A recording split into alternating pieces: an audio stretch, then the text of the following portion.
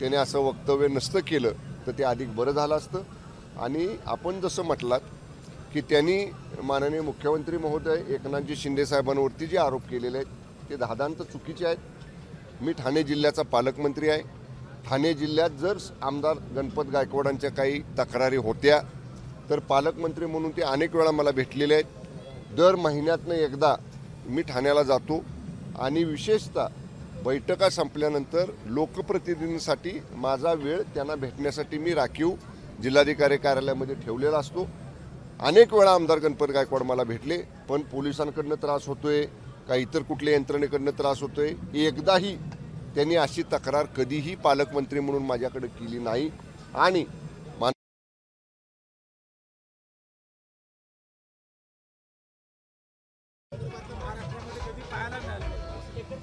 या प्रकरणाची उच्चस्तरीय चौकशी माननीय गृहमंत्री आणि माननीय उपमुख्यमंत्री फडणवीस साहेबांनी उच्चस्तरीय चौकशी करण्याचे आदेश पोलीस महासंचालकांना तातडीने दिलेले आहेत। ACP दर्जाच्या सिनियर अधिकाऱ्याकडनं या सगळ्या प्रकरणाची चौकशी सुरू झालेली आहे। ऑलरेडी या प्रकरणामध्ये गुन्हा दाखल झालेला आहे। 5 आरोपींना त्याच्यामध्ये अटक केलेली आहे आणि 5 आरोपींची वैद्यकीय तपासणी केल्यानंतर त्यांना न्यायालयापुढे हजर केलेलं आहे आणि पुढची प्रक्रिया ही आता न्यायालयाच्या आदेशाप्रमाणे सुरू आहे। असा प्रकार घडणं हे चुकीचं आहे। लोकप्रतिनिधींनी विशेषतः आमदार म्हणून काम करणाऱ्या लोकप्रतिनिधींनी संयम बाळगणं हे अत्यंत गरजेचं आहे। असं घडायला नको होतं, परंतु आता त्याची चौकशी होईल आणि शासन ही बाब गांभीर्याने घेणार आहे, घेतलेली आहे आणि कोणालाही यातनं सोडलं जाणार नाही। जी कायद्यात कठोर तरतूद आहे त्या कठोर तरतुदीप्रमाणे यातल्या सर्व दोषींवर नक्कीच कडक कारवाई केली जाईल। पण आमदार गायकवाडांनी मला याचा पश्चाताप होत नाही असं म्हणतानाच मुख्यमंत्री एकनाथ शिंदे यांच्यावर देखील गंभीर आरोप केले। मी सुद्धा राज्य त्यांच्यामुळे सुरू असल्याचा दावा केला। मी सुद्धा आमदार गायकवाडांचं हे वक्तव्य मला पश्चाताप या गोष्टीचा होत नाही हे ऐकलं, हे ऐकून मला सुद्धा आश्चर्य वाटलं। कारण शेवटी आमदार हे लोकप्रतिनिधी आहेत। संविधानाची आपण आमदार म्हणून पदभार स्वीकारताना शपथ घेत असतो, सर्वांना समान न्याय देण्याची आणि कायद्याच्या चौकटीत राहून काम करण्याची, संविधानाचं पालन करण्याची शपथ आपण घेतलेली असती। त्यामुळं अशा पद्धतीचं आमदार गायकवाडांचं वक्तव्य हे आश्चर्यकारक आहे। त्याने असं वक्तव्य नसतं केलं तर ते अधिक बरं झालं असतं। आणि आपण जसं म्हटलात की त्यांनी माननीय मुख्यमंत्री महोदय एकनाथजी शिंदे साहेबांवरती जे आरोप केलेले आहेत ते धादांत चुकीचे आहेत। मी ठाणे जिल्ह्याचा पालकमंत्री आहे।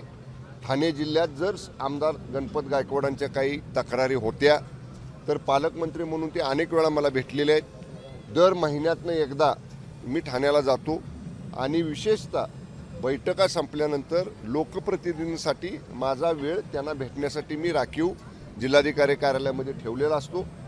अनेक वेळा आमदार गणपत गायकवाड मला भेटले, पण पोलिसांकडनं त्रास होतोय का इतर कुठल्या यंत्रणेकडनं त्रास होतोय, एकदाही त्यांनी अशी तक्रार कधीही पालकमंत्री म्हणून माझ्याकडे केली नाही।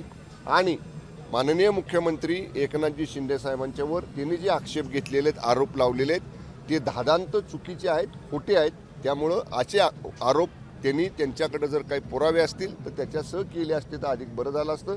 मुख्यमंत्री पदावर अशा संविधानिक जबाबदारीच्या पदावर बसलेल्या नेत्यावरती असे आरोप गणपत गायकवाडांनी जर यापुढे केले तर ते आरोप मंत्रिमंडळातले माननीय मुख्यमंत्र्यांचा एक सहकारी म्हणून आम्ही ते बिलकुल सहन करणार नाही। एक हे जमिनीच्या वाहून हे झालेलं आहे असं सांगितलं आणि दुसऱ्या बाजूला याच्यामुळं भाजप आणि शिवसेनेमध्ये कुठेतरी तणाव निर्माण होईल, कुठेतरी परिस्थिती आहे आता, कारण आरोप होत आहेत, आरोप प्रत्यारोप होत आहेत दोन्ही। तुम्हाला जाणवतंय आमच्यात काय तणाव निर्माण झाल्याचा? भाजप शिवसेनेमध्ये काही वक्तव्य कोणाकडनं आली आज? बिलकुल असं होणार नाही। एका आमदार महोदयांनी अशी काही चूक केली किंवा एका आमदारांच्याकडनं अशी काही कृती घडली म्हणून त्याचा महायुतीवरती बिलकुल परिणाम होणार नाही। उलट माननीय फडणवीस साहेबांनी स्पष्ट केलेलं आहे, जे कोणी दोषी असतील त्या दोषींवरती कडक कारवाई करू आणि या संपूर्ण प्रकरणाची DGना पोलीस महासंचालकांना सांगून ACP दर्जाच्या अधिकाऱ्याकडनं चौकशी करू। त्यामुळे चौकशी अहवाल येऊ द्यात, कुणीही दोषी असेल याच्यात तर त्यांना सोडलं जाणार नाही. ओके, धन्यवाद. तुम्ही आता कृषी प्रदर्शन सोडून हेच सुरू केलं.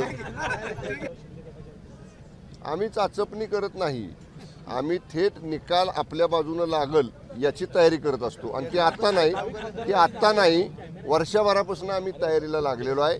माननीय मुख्यमंत्री एकनाथजी शिंदे साहेब, माननीय उपमुख्यमंत्री फडणवीस साहेब, माननीय दुसरे उपमुख्यमंत्री अजितदादा पवार साहेब या तिघांच्या नेतृत्वाखाली 45+ खासदारांचं बहुमत मोदी साहेबांना पंतप्रधान करायसाठी आम्ही निश्चितपणे महाराष्ट्रातनं उभं करू. गेली वर्ष झालं आमची या दृष्टीनं तयारी सुरू झालेली आहे. यड्रावकर साहेबांचा फोटो काही दिवसांपूर्वी अजित पवारांच्या एका कार्यक्रमात ठिकाणी पाहिला. आमची महायुती आहे, आमची महायुती आहे आणि माननीय आमचे सहकारी माजी राज्यमंत्री महोदय राजेंद्र पाटील यड्रावकर साहेब हे माननीय शिंदे साहेबांना समर्थन देणाऱ्या अपक्ष आमदारांपैकी एक प्रमुख नेते आहेत. त्यांचा शिंदे साहेबांवर विश्वास आहे आणि शिंदे साहेबांचा त्यांच्यावर विश्वास आहे. त्यामुळं अगदी मान्य अजितदादा सुद्धा महायुतीतले एक प्रमुख नेते आहेत.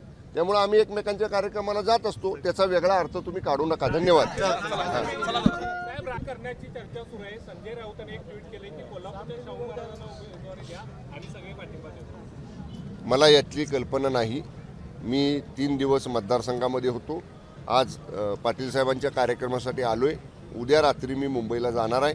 मुंबईत गेल्यानंतर आमच्या नेत्यांशी चर्चा करतो. तुमचा फोन नंबर मला द्या. माझी चर्चा झाल्यावर तुम्हाला फोन करतो.